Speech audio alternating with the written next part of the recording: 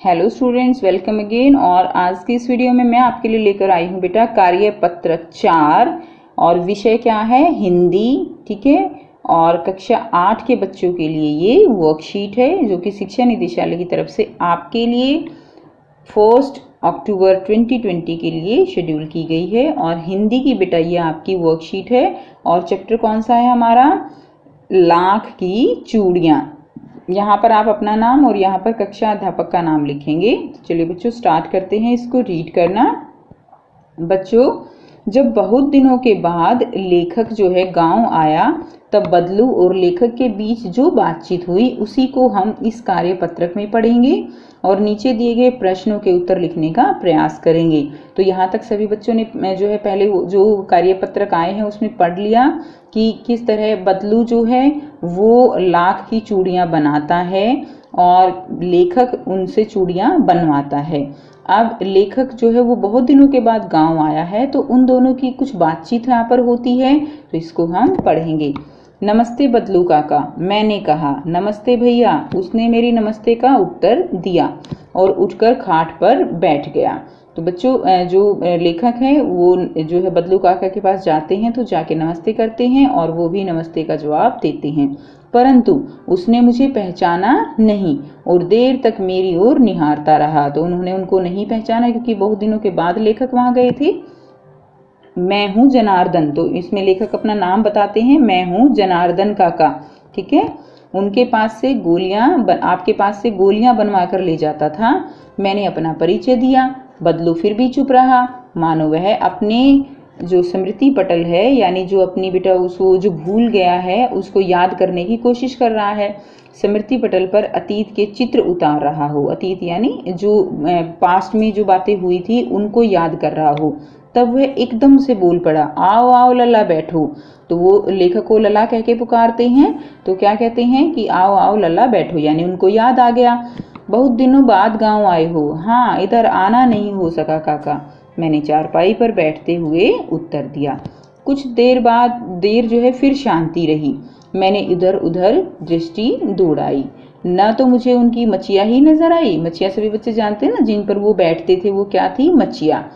न ही उनकी मच्छियाँ नजर आई और ना ही भट्टी। आजकल काम नहीं करते काका? मैंने पूछा। नहीं लला, काम तो कई साल से बंद है। तो बच्चों उनका काम जो है क्या है, लाख की चूड़ियाँ बनाने का काम बंद हो गया है।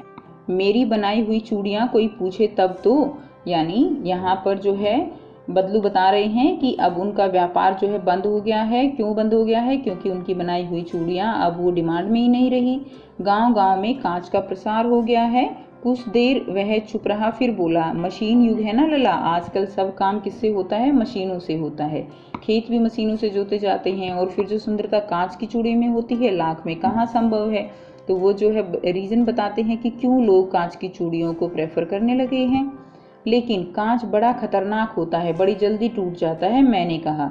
तो लेखक कहते हैं कि कांच वैसे होता बड़ा खतरनाक है, टूट जाता है, नाजुक तो फिर होता ही है लला। कहते कहते उसे खांसी आ गई। ठीक है। और वह देर तक खांसता रहा। मुझे लगा उसे दमा है, यानी लेखक जो है वो थोड़ा सा फुसफुसाहट से अपने आप से ही कहते हैं कि मुझे लगा जैसे कि उनको दमा है, कि शायद दमा है। अवस्था के साथ साथ उनका शरीर भी ढल चुका था। उनके हाथों और माथे पर नसें उभर आई थी। जाने कैसे उसने मेरी शंका भांप ली और बोला, दमा नहीं है मुझे, यानी उनको थोड़ा थोड़ा सुन गया कि वो ऐसे कह रहा है, तो उन्होंने कहा कि दमा नहीं है मुझे, फसली खांसी है।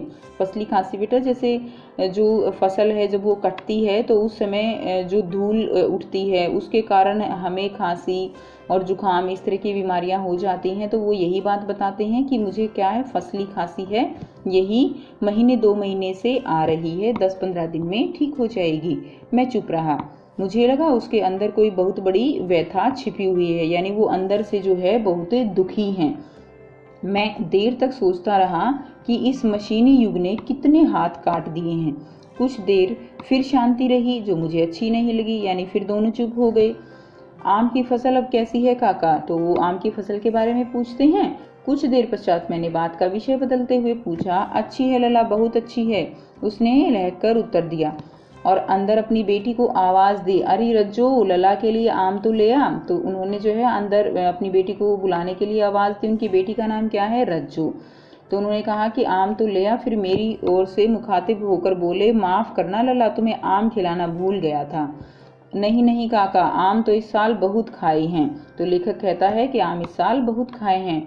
वाह वाह, बिना आम खिलाए कैसे जाने दूंगा तुमको। मैं चुप हो गया। मुझे वो दिन याद आए जब वह मेरे लिए मलाई बचा कर रखते थे। गाय तो अच्छी है ना काका? मैंने पूछा। तो उनको याद आया तो उन्होंने फिर गाय के बारे में भी पूछ लिया। गाय कहाँ है लल्ला? 2 साल हुए बेच दी। कहाँ से खिलाता? इतने में रज्जो उसकी बेटी अंदर से एक डलिया में ढेर सारे आम ले आई। ठीक है, डलिया होती है बेटा टोकरी, उसमें वो बहुत सारे आम ले आई। यह तो बहुत है काका, इतने कहाँ खा पाऊंगा। तो जो है लेखक कहता है कि इतने आम वह नहीं खा पाएंगे। मैंने कहा वाह वाह, और वह हंस पड़ा। शहरी ठहरे ना, मैं तुम्हारी उम्र का था तो इससे चौगुने आम एक बखत में खा जाता था। तो यानी जो बदलू हैं वो बताते हैं कि इतने आम तो मैं एक बखत, बखत होता है एक समय में ही खा जाते थे। ठीक है, आप लोगों की बात और है, यानी वो शहरी हैं तो इसलिए उनकी बात और है। मैंने उत्तर दिया, अच्छा बेटी, लल्ला को 4-5 आम छांट कर दे दो। तो सिंदूरी वाले देना। तो बच्चों ये सिंदूरी जो है एक उनकी नस्ल है आम की। तो सिंदूरी वाले आम जो है वो उनको देने के लिए बोलते हैं। देखो लला कैसे हैं, इसी साल यह पेड़ तैयार हुआ है। रज्जो ने 4-5 आम अंजलि में लेकर और मेरी ओर बढ़ा दिए। आम लेने के लिए मैंने हाथ बढ़ाया तो मेरी निगाह एक क्षण के लिए उसके हाथों पर ठिठक गई। तो जैसे ही वो आम लेने लगे तो उसने जो है उनकी जो रज्जो है उसके हाथों की तरफ देखा। गोरी गोरी कलाइयों पर लाख की चूड़ियां बहुत ही फब रही थी। तो जो रज्जो है उसने क्या डाली थी? लाख की चूड़ियां वो डाली हुई थी, और जो उसके हाथों पर बहुत सुंदर लग रही थी। बदलू ने मेरी दृष्टि देख ली और बोल पड़ा, यही आखिरी जोड़ा बनाया था मैंने जमींदार साहब की बेटी के विवाह पर। तो उन्होंने जो है बोला, बदलू बोले कि यही आखिरी जोड़ा जो है मैंने जमींदार साहब की बेटी के विवाह के लिए बनाया था। 10 आने पैसे दे रहे थे मुझको, मैंने जोड़ा नहीं दिया।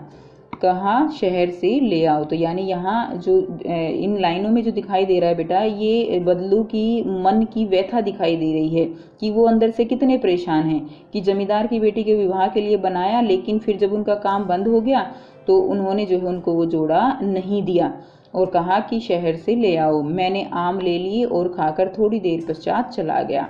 उसके बाद लेखक जो है वहाँ से आ जाता है। मुझे प्रसन्नता हुई कि बदलू ने हार कर भी हार नहीं मानी और उनका व्यक्तित्व कांच की चूड़ियों जैसा नहीं था जो आसानी से टूट जाए। तो यहाँ पर बेटा ये मेन पॉइंट यहाँ पर क्या है कि बदलू ने हार कर भी हार नहीं मानी। कि बदलू जो है ऐसा जो है लेखक क्यों लिख रहे हैं, बदलू को जो कांच की चूड़ियां हैं वो पसंद नहीं थी। लाख की चूड़ियों का उनका व्यापार था, लेकिन व्यापार ठप होने के बाद भी उन्होंने ऐसा नहीं है कि समय के अनुसार अपने आप को बदल लिया हो और कांच की चूड़ियों की अच्छाई कर रहे हों, या उन्होंने अपनी जो पैतृक उनका व्यवसाय था उनसे उन्होंने समझौता किया है। बिल्कुल नहीं, वो आज भी लाख की चूड़ियों की ही तारीफ करते हैं। उन्होंने अपना धंधा बंद करना उचित समझा, लेकिन उन्होंने लाख की चूड़ियाँ जो है उनकी जो उनको पसंद करना नहीं छोड़ा। और उनका जो व्यक्तित्व है, यानी वो व्यक्तित्व उन्होंने जैसे कांच की चूड़ियाँ टूट जाती हैं, इस तरह उनका व्यक्तित्व ऐसा नहीं था कि वो समय के अनुसार बदल जाए। तो ये है पॉइंट यहाँ पर कि बदलू ने हार कर भी हार नहीं मानी। तो बच्चों यहाँ पे कुछ क्वेश्चंस दिए गए हैं, तो आइए देखते हैं इन क्वेश्चन के आंसर हम कैसे करेंगे। फर्स्ट क्या है, बदलू के मन में ऐसी कौन सी व्यथा थी जो लेखक से छिपी न रह सकी। तो आइए देखते हैं बच्चों इसका आंसर कैसे लिखेंगे। फर्स्ट क्वेश्चन का आंसर है बेटा ये, बदलू लाख की चूड़ियां बेचा करता था, परंतु जैसे जैसे कांच की चूड़ियों का प्रचलन बढ़ता गया उसका व्यवसाय बंद हो गया। अपने व्यवसाय की यह दुर्दशा बदलू को मन ही मन परेशान करती थी। बदलू के मन में इस बात की व्यथा थी कि इस मशीनी युग ने बहुत सारे कारीगरों को बेरोजगार कर दिया है और उन्हें उपेक्षा यानी शर्मिंदगी का सामना करना पड़ रहा है, और यह व्यथा लेखक से छिपी न रह सकी। तो यहाँ से आप आंसर लिख सकते हैं। नेक्स्ट क्वेश्चन, सेकंड क्वेश्चन करेंगे। सेकंड क्वेश्चन है बेटा, मशीनी युग से बदलू के जीवन में क्या क्या बदलाव आया। तो आइए देखते हैं इसको कैसे लिखेंगे। तो बेटा मशीनी युग ने बदलू के जीवन को बिल्कुल बदल दिया। उनका व्यवसाय क्या हुआ, उनका व्यवसाय बंद हो गया। तो मशीनी युग से बदलू के जीवन में बहुत बदलाव आया। उनका व्यवसाय बंद हो गया, वह बेरोजगार हो गया, ठीक है। और काम ना करने से उनका शरीर जो है वो भी ढल गया और वह चिंता में क्या होने लगे, बीमार रहने लगे, ठीक है। और उसके हाथों और जो हाथों पर है वह माथे पर उनकी नसें दिखाई देने लगी थी। तो ये जो है बदलाव आया मशीनी युग से बदलू के जीवन में। नेक्स्ट क्वेश्चन देखेंगे।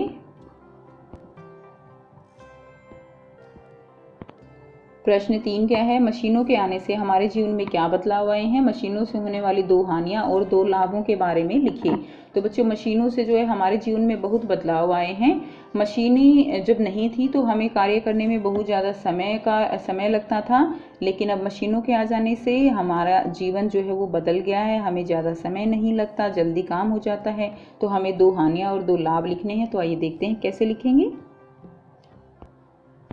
सो बेटा आप यहाँ से आंसर लिख सकते हैं, मशीनों के आने से हमारे जीवन में बहुत बदलाव आए हैं। मशीनों के लाभ क्या हैं, हमारा जीवन बहुत सरल हो गया है और अब हम आसानी से अपना कार्य कर पाते हैं और समय की भी बचत होती है। तो ये 2 पॉइंट हो गए।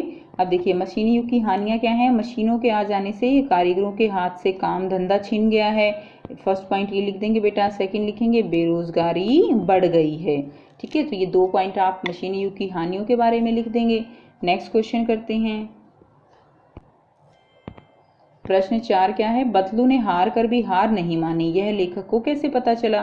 तो बच्चों बदलू ने जो है हार कर भी हार नहीं मानी, ये सभी बच्चे जानते हैं, अभी हमने डिस्कस किया। तो आइए देखते हैं बेटा इसका आंसर आप कैसे लिखेंगे। तो बेटा ये आप इसका आंसर 4 लिखेंगे। बदलू लाख की चूड़ियां बेचा करता था, परंतु जैसे जैसे कांच की चूड़ियों का प्रचलन बढ़ता गया उनका व्यवसाय जो है वो ठप होने लगा। उनका काम धंधा बिल्कुल बंद हो गया था, लेकिन उसने अभी भी हार नहीं मानी थी। वह शुरू से ही कांच की चूड़ियों को पसंद नहीं करता था, लेकिन अब भी काम धंधा बंद होने के बावजूद वह लाख की चूड़ियां ही पसंद करता था। और बदलू ने अपना पैतृक धंधा बंद कर दिया, पर अपने सिद्धांत से वह नहीं हटा।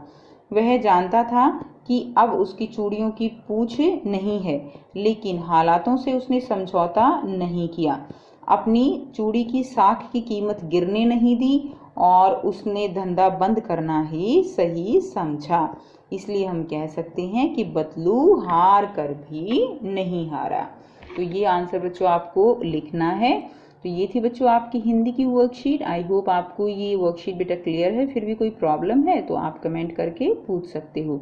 वीडियो अच्छी लगी तो लाइक शेयर कीजिए, चैनल को सब्सक्राइब कीजिए and thanks for watching. Have a nice day.